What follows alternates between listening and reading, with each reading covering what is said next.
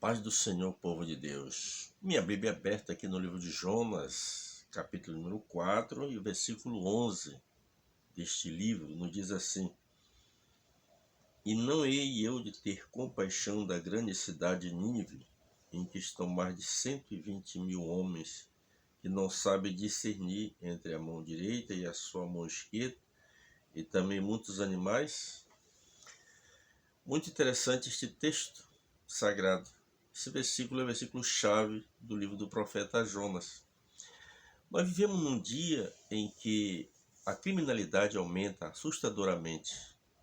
Constantemente se ouve nos noticiários, se você ler os principais jornais, é muito comum o feminicídio, o tráfico de droga, a violência nas grandes metrópoles.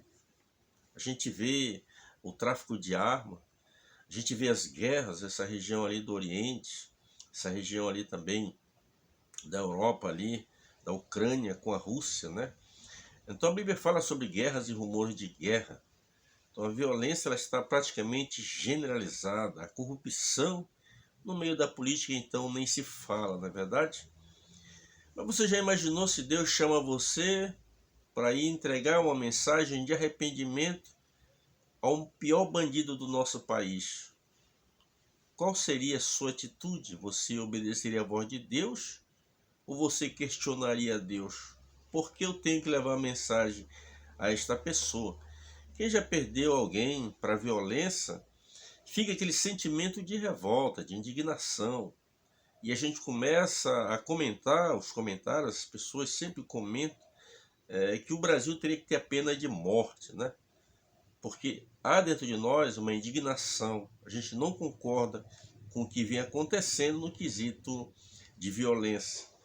Mas se Deus te mandasse entregar uma mensagem, você obedeceria a voz de Deus? É isso que vamos aprender neste texto através do profeta Jonas, né? Jonas, ele era filho de Amitai, da província de Gat-Hef. Essa província ficava próximo de Nazaré ali. A gente observa que ele veio por volta do ano 760 a.C., possivelmente no reinado de Jeroboão II. Mas ele não foi enviado a entregar uma mensagem para os seus compatriotas, seja Reino Norte ou Reino Sul. Não, ele é enviado para a cidade de Nínive. A Síria, que a capital era Nínive, ficava às margens oriental do rio Tigre ali, ficava em torno de 800 quilômetros de Jerusalém. E Deus agora chama o profeta Jonas para que vá, disse, vai à grande cidade de Nínive e prega a mensagem que eu te disse. Jonas, ele conhecia Deus, ele conhecia os atributos de Deus e sabia que Deus é um ser misericordioso, é um ser bondoso, né? É um ser que tem compaixão. No versículo 11 do capítulo 4, que é o versículo chave deste livro, que diz: não hei eu de ter compaixão da grande cidade de Nínive. Nós encontramos muito essa palavra compaixão nos evangelhos sinóticos Mateus, Marcos e Lucas. E a Bíblia diz que Jesus, movendo-se de íntima compaixão. O que é mover de íntima compaixão? É se colocar no lugar daquela pessoa. Então aqui, não é eu de ter compaixão da grande cidade de Nínive. A gente observa este texto aqui até alguns anos atrás, os séculos bem logo antes, né? Isso aqui era considerado como uma alegoria, mas não tem como ser uma alegoria, uma ilustração. Isso foi um fato real. Um fato tão real que o próprio Senhor Jesus fez questão de mencionar este fato. Você, quando lemos lá no Evangelho de Jesus Cristo, segundo escreveu o nosso irmão Mateus, ele fala quando a Bíblia diz que vieram até Jesus os escribas e os fariseus e disseram: Senhor, nós queremos um sinal da tua parte. Jesus disse a uma geração adúltera e incrédula como esta: não lhe darei outro sinal senão do profeta Jonas.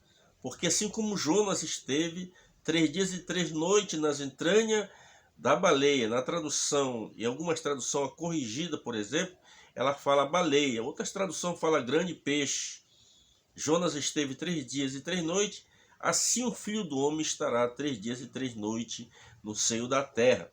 E o próprio Senhor Jesus, ele fez questão de dizer: os ninivitas se levantarão no juízo e condenarão esta geração.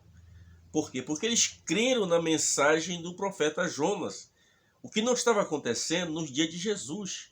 Seus compatriotas chegavam até ele através dos sacerdotes, os fariseus, os escribas e doutores da lei, chegavam até Jesus simplesmente para ver se achava alguma falha em Jesus, em vez de dar crédito à mensagem que Jesus trazia, a mensagem de arrependimento, a mensagem de perdão. Eles não davam crédito. Jesus agora ele faz menção. E no juízo os ninivitas se levantarão e condenarão esta geração. Era aquela geração daquela época. Então a gente observa aqui nesse profeta Jonas que ele, conhecendo os atributos de Deus, ele resolveu fazer o quê? Ele fugiu. A Bíblia diz que ele desceu até Jope, comprou uma passagem para ir para Tarsis. A região de Tarsis ficava a 3.200 quilômetros de Jerusalém, né? Ela ficava ao sul da Espanha. Você observa que um local totalmente oposto em distância.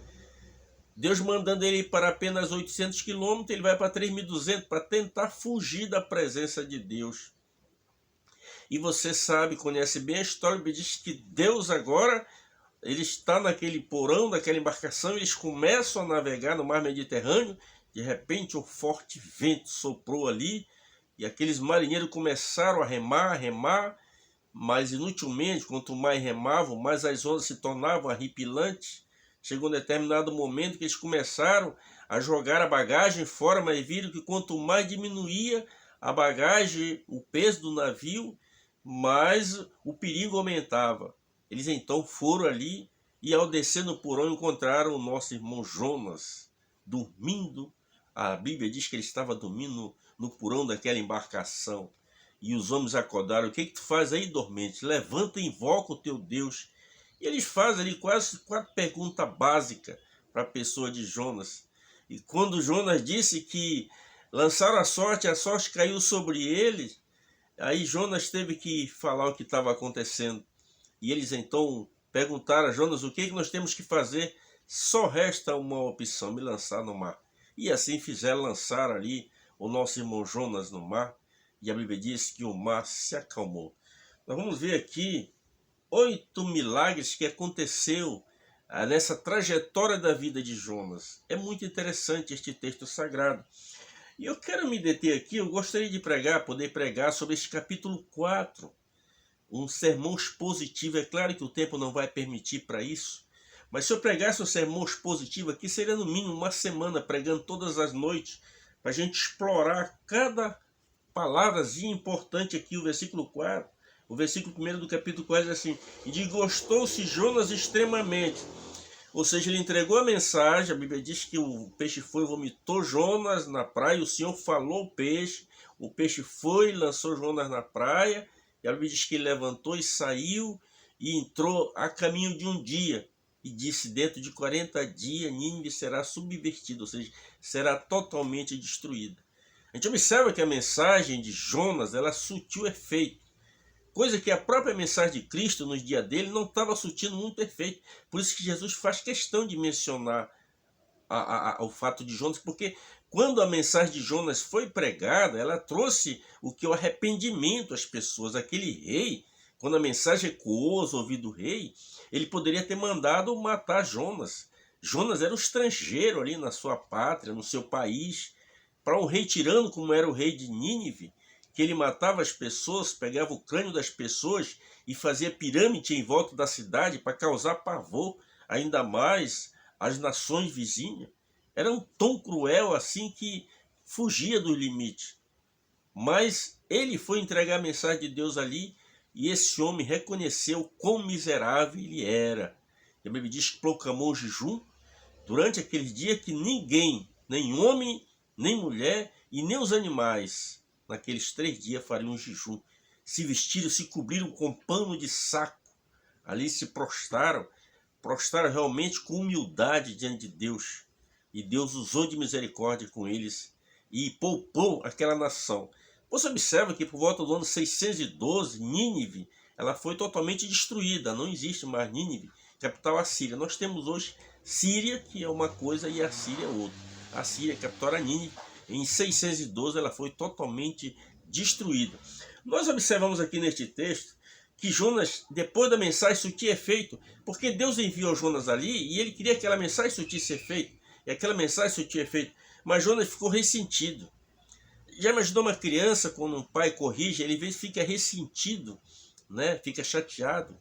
Eu me lembro que no norte a gente usava essa linguagem, o menino está moado. É porque às vezes a mãe dava uma cintada ou chamava atenção e ele se comportava dessa forma. A língua lá do norte, uma linguagem do norte do Brasil, diz assim: a Bíblia diz que ele orou ao Senhor e disse: não foi isso que eu disse estando ainda na minha terra? Deus conversando com Jonas aqui. Quando eu tentei fugir para Tarsis, e aqui ele diz: olha, por que eu fiz isso? Em primeiro lugar, porque tu és um Deus piedoso. Em segundo lugar, porque tu és um Deus misericordioso. Em terceiro lugar, porque tu és um Deus longânimo. E em quarto lugar, porque tu é um Deus grande em benignidade e te arrepende do mal. Então, por isso foi que eu tentei fugir, né? Agora, você observa o versículo 3, Jonas está tão ressentido mesmo, que ele diz, olha, o que ele diz? Peço-te, pois, Senhor, que me tire a vida, porque para mim é melhor morrer do que viver. Nós encontramos 2 vezes Jonas fazendo esse pedido a Deus. No versículo de número 8, né? A gente observa também na última parte do versículo 8, ele disse assim: desejou de toda a sua alma morrer, dizendo, melhor me é morrer do que viver. Deus disse, olha, é razoável este teu ressentimento. Interessante aqui neste texto sagrado é Deus conversando com Jonas e tratando com Jonas de uma forma muito especial. A Bíblia diz que Jonas ele saiu dali depois de entregar a mensagem, ele construiu uma tenda, ficou naquela tenda, mas aquela tenda não era suficiente porque o sol batia, ali mudava a posição do sol, e a Bíblia diz que Deus fez brotar ali uma árvore, uma boborreira, e ela cruzou por cima dele as folhas e a sombra veio. Jonas se alegrou. Mas a Bíblia diz que no dia seguinte, Deus enviou um verme. Uma tradução diz um verme, outra tradução diz um bicho. E ele consumiu aquela ababorreira e ela veio a secar. E Jonas, agora a Bíblia diz que o calor do sol, ele estava desmaiando, né? E aí ele volta novamente a dizer, porque para mim é melhor do que morrer. Né? O versículo 9 ele diz, então, disse Deus a Jonas, é razoável esse teu ressentimento, que te enfade pelo sol, porque o sol estava dando nele tão forte que ele chegou a desmaiar. Deus disse, é razoável esse teu ressentimento. Agora é interessante que aqui, ó, no versículo 10 diz assim, e disse o Senhor, é Deus conversando com Jonas. Você observa aqui que Deus ele é esse Pai amoroso, ele conversa conosco. Então você pergunta, mas irmão Miguel, nos dias atuais é possível Deus conversar comigo? Com certeza, dobra o seu joelho, começa a conversar com Deus, que Ele vai falar com você, através do Espírito Santo. É claro, você não vai ficar ouvindo voz, mas o Espírito Santo ele fala dentro do nosso coração, dentro da nossa alma, ele fala no interior nosso.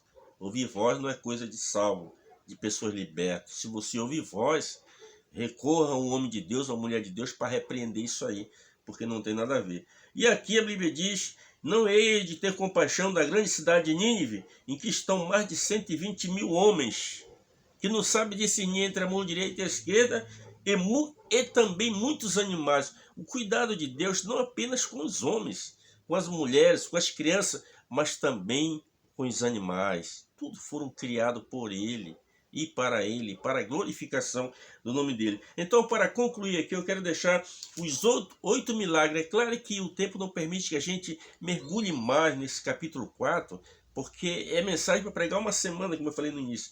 Mas o primeiro milagre que aconteceu, ele acalmou a tempestade. Quando lançaram Jonas no mar, o primeiro milagre acalmou a tempestade e o marinheiro todos sobreviveram. O segundo grande milagre, a provisão do grande peixe. Deus enviou um peixe para tragar Jonas. Esse é o segundo milagre. O terceiro milagre, a preservação de Jonas no ventre daquele peixe. Você já imaginou ficar 3 dias e 3 noites no ventre de um peixe? Não tem como sobreviver, a não ser por Deus. A gente vê aqui esse terceiro milagre. O quarto milagre, a Bíblia diz que Deus falou ao peixe e o peixe foi e vomitou Jonas na praia. Você já imaginou esse milagre tremendo? Aquele peixe ouviu a voz de Deus e vomitou Jonas. O quinto milagre, a preparação da planta. Surgiu aquela baborreira grande. Do nada, de repente, ela aparece ali. Vamos agora para o sexto milagre. O aparecimento do verme. Vem um bicho e consumiu aquela árvore, né? O sétimo milagre, a Bíblia soprou um vento oriental, esse vento que aparece do nada. E o oitavo milagre, a salvação dos ninivitas. Ponto máximo. O efeito da mensagem de Jonas, mensagem de arrependimento, e eles se converteram a Deus. Você, meu amigo que me acompanha nesse canal, se não entregou a sua vida a Cristo, procure uma igreja evangélica mais próximo da sua casa e aceite-o como Senhor pessoal de sua vida, para que ele possa apagar os seus pecados e escrever o seu nome no livro da vida. Que Deus nos abençoe e até o próximo vídeo.